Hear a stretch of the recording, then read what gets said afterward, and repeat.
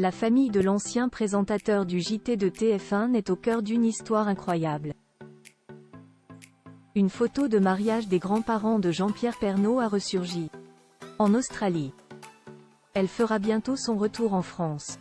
La suite après la publicité, c'est une histoire incroyable qui vient d'être dévoilée au grand public par Le Parisien.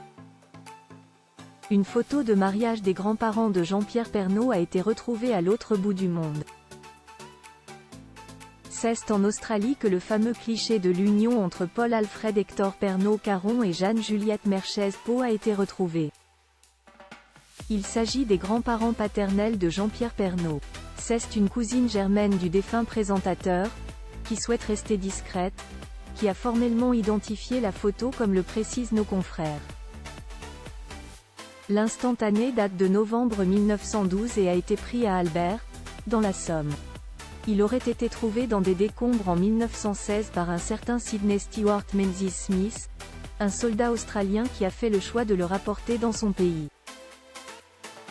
En faisant du rangement, sa petite-fille, Gilles Bullard, a retrouvé le cliché ainsi que des lettres datant de 1961 destinées aux mères d'Amiens et d'Albert.